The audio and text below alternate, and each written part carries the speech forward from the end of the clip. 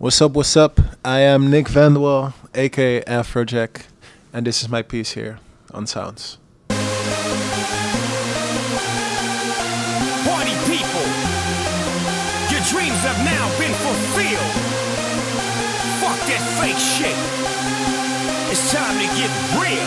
It's a party up in here and Nick. My name is Nick Vandewall, aka Afrojack, and I really love music. I've been loving music since I was like a little kid. It always gave me a certain sense of emotion and realness. I was always sort of like a social outcast. All those people were always like busy with playing tag and who has cooties. And I just didn't get it. Like I was thinking about life and all this crazy stuff. I was like, my mind was somewhere else. When I went to the club the first time when I was like 14, I was like, it was like heaven. And there was loud music, pretty lights, and the only basic form of communication that there was people just like, oh, I like this song. Yeah, me too. And then your friends. And to me, that was like the most beautiful thing in the world because it was all real. There was no bullshit, you know, everything was just real. Afrojack, that's my DJ. So I just started working, and then I started going to record stores and talking to the people. And I said, well, if you want a DJ, you have to produce, you have to give promoters reason to book you. I said, oh, but that's so cool, I do produce. And then I played my music to them, like, yeah, but people don't want to hear that music. So I started, like, that's basically how I started doing crossover music, like making a crossover between something that people liked and I like. So I give them an idea, and then I give them a different drop. And they're going to be surprised, but they're going to like it because they liked the little thing before. And that's how I started, like, really focusing on music production and yeah, well, making the songs that I'm making these days. It's scary because more and more I started to realize that the image that I have, the Afrojack image, where like with my hat and my sunglasses and driving Lamborghinis and private jetting and seeing this girl and doing this with that girl, and like my image is really related to that guy that did underground festival drops and just build ups and drop, build up and drop. And even though everyone loved the Take Over Control drop, like the purr, purr, purr, purr, purr, purr, purr, I hope that a lot of people also like the music and the verses and like the whole song basically. And with the old stuff that I used to do, the underground, it's just purely effectiveness based. It's not like trying to create something beautiful. It's like communicating with your fans through music by giving emotions or things that happened in my life. And with this album, I basically did. And I didn't really think about it until now, but it's kind of scary. Because it's not what the people are used to. But I do think, though, that the songs are beautiful and that everything's going to sound great. And I'm remixing everything myself because I still want to play the songs live. And these days we're going hard at the festivals. We go hard. When I go to a festival, I want to hear that song. And after that song, I want to jump like crazy. Die hard. Drink, drink, party, party, party. Which is also an important factor in life. Down for what, nigga? We turned up. Even though it's kind of pressurizing after having those songs like Take Over Control and Give Me Everything, Look at Me Now, Girls Run the World. On the other hand, like people already know I do all kinds of crazy stuff, so this album is just gonna be fully me and full of all kind of crazy cuts. There's a trap song on it with Snoop Dogg.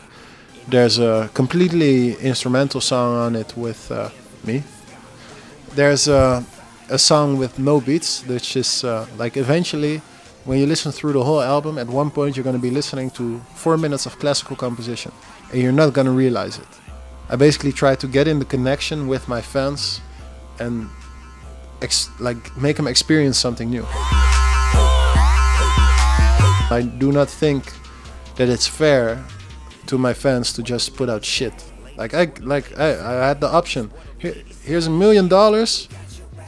Here's 10 songs. Buy. Because I have 4 million people on Facebook that click the like button on Afrojack.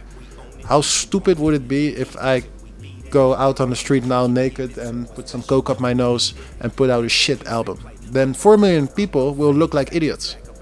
So it's really sort of my responsibility to like give them back why they clicked the like button in the first place. It's not really pressurizing because I'm pretty good at what I do. Like I know what I'm doing, but it's still it's a big responsibility. Like it always feels like to carry a lot of weight. Party, then you gotta go. There's so many people on the internet have no idea who I am, never seen me before, and yet they are completely sure because they saw me once, and yeah, the arrogant douchebag. He didn't even take a picture with his fans, and then I saw him go inside of his hotel room and slap his girlfriend. Like, that's the reason why I do so many interviews, because I want to explain to the world and make the world see what I am, but also what they could be. Like, I'm not a DJ, I'm not a professional musician, I'm not a fucking superstar, I'm just a normal guy. Like 6 years ago I was taking the subway to my DJ gigs. 7 years ago I was taking my bike to the DJ gigs. And yeah, now it's cool that I get to drive a Lamborghini, but it doesn't matter. Like, eventually the thing that matters to me is that I'm able to play music for people. Of course you can follow society's path and go like, yeah, you should go to school, go to university, get a wife, get some kids, work the same job for 50 years and then die. But you can also like actually choose for your own life and just do what makes you happy. And I can guarantee you, no matter what you do, if you go for it all the way and you really love it, you will become great at it. Eventually, the most important thing you have to remember about life, you only have one life. The only thing you're sure of is you're gonna be born, you're gonna die. You don't know with who, you don't know without who. You just know those two things will happen. And the only thing I think is important, what can you do in the meanwhile to make yourself happy and to make your family happy? And that's basically what I did. Do not change what you like so other people will like your page. Like, who gives a fuck? And that's what I'm saying. Forget the world, live your own life, and you're going to be happy and successful and everything's going to be fine. And I know this, and I've seen it with other people and I've seen it with myself. Just try it, at least try it. And you're going to see how easy it is to actually gain some success. Down for what?